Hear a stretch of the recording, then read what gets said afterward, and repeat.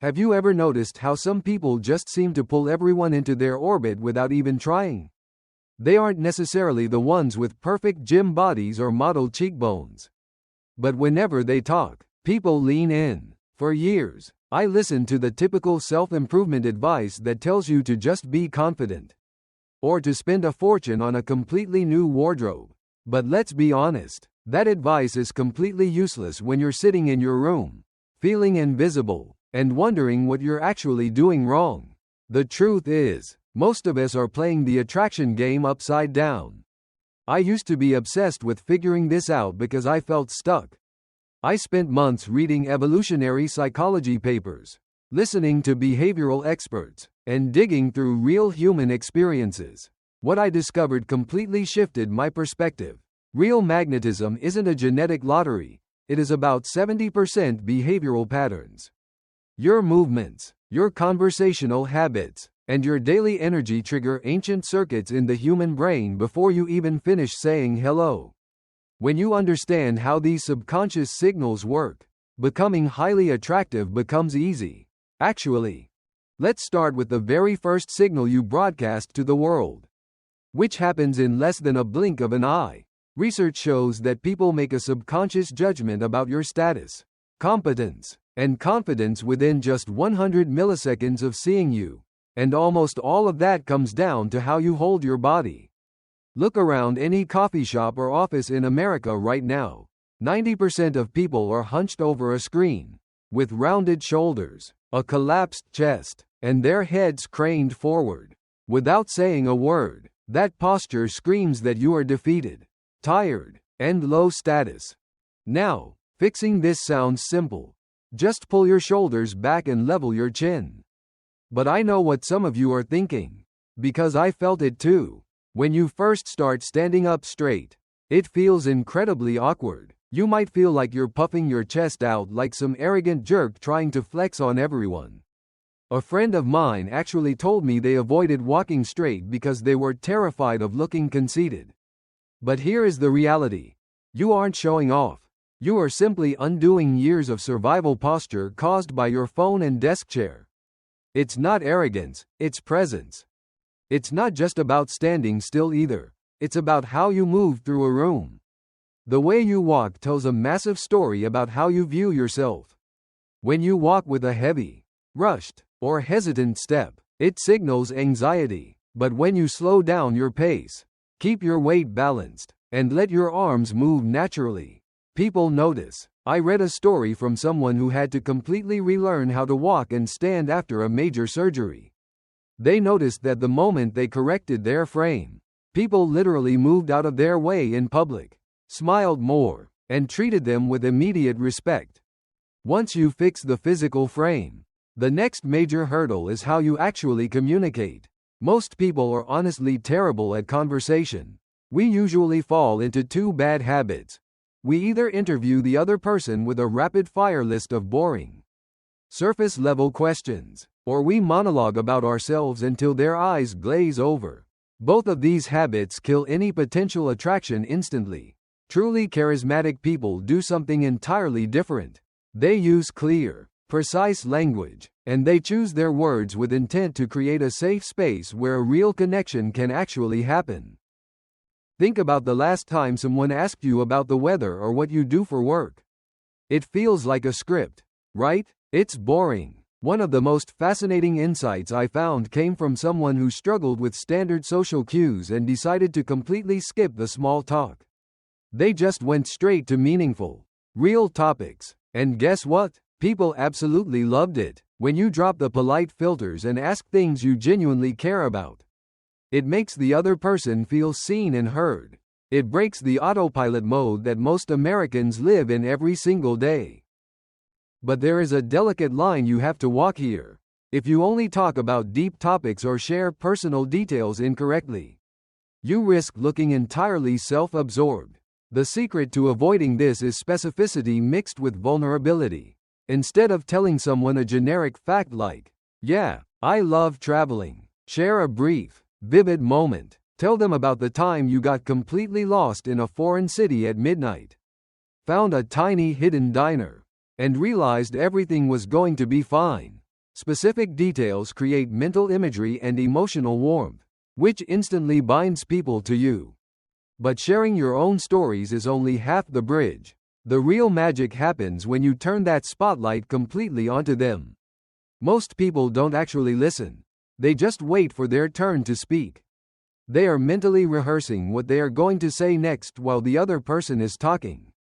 If you can break that habit and develop genuine curiosity, you instantly become rare. You don't have to fake it either. Everyone you meet is an absolute expert in something you know nothing about. Your only job is to find that one thing and let them teach you. When you show that kind of authentic fascination, something incredible happens in the human brain. Their social reward systems light up, and they naturally associate you with feeling good about themselves. This is the exact foundation of deep attraction. A friend of mine who works in creative writing told me they always avoid superficial small talk entirely because of how they process social situations. They just ask direct, real questions and then actively listen. They noticed that creating a safe space where people can just let their guard down makes them drop their defenses almost instantly. Now, this brings us to another huge factor that people often play completely wrong: the art of strategic attention. There is a weird psychological phenomenon where we tend to undervalue things that are constantly available to us. Think about it. If someone constantly blows up your phone every single second, drops every plan the moment you call, and has absolutely nothing else going on, your brain subconsciously registers them as low priority. It sounds harsh, but it is just how our ancient wiring functions.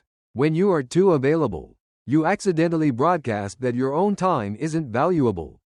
Psychologists call this mechanism intermittent variable rewards.